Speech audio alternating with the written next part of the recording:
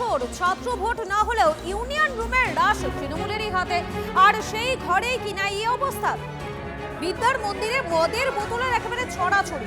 ছাত্র সংসদের ড্রয়ারে সেখানে থরে থরে নামি দামি সমস্ত মদের বোতল, মেঝেতে পড়ে আরো কতই না মাদক। আজ সকালে ছাত্র সংসদে ঘর খুলে এবিভিপি, ঘর খুলতেই ধরা পড়ে এই ছবি। তৃণমূল ছাত্র পরিষদের দিকে অভিযোগের তীর।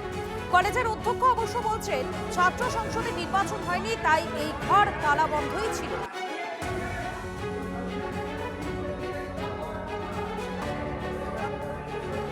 ছাত্র সংসদের খুবই বাজে পরিস্থিতি, সেখানে নানা রকমের নেশা দ্রব্য পড়ে রয়েছে, ভীষণ নোংরাভাবে রয়েছে এবং নানা রকম নেশা দ্রব্য পড়ে থাকতে দেখেছি আমরা। বলছি কি একটা কলেজে কি এইরকম হওয়া? না, একদমই নয়। কলেজটা যেহেতু একটা শিক্ষাঙ্গন, কলেজটা সেখানে শিক্ষার পরিবেশটা বজায় রাখা উচিত, কিন্তু এটা আমরা যেটা দেখলাম সেটা একটা কলেজের কালচার হওয়া উচিত নয়।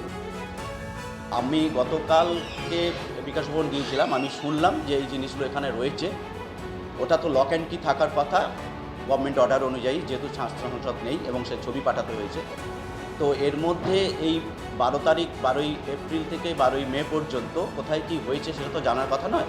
তো আমার নজরে যখন আনা হয়েছে, আমি প্রশাসনের জানিয়েছি পরিষ্কার করার জন্য। প্রশাসন থেকে যদি পরিষ্কার করে তো ভালো, না হলে আমার লোক দিয়ে আমি ওটা যতটা পারো পরিষ্কার করাবো অথবা লক অ্যান্ড কি করে দেবো। এর জন্য কিন্তু কলেজ দায়বদ্ধ নয় এই সময়টার জন্য।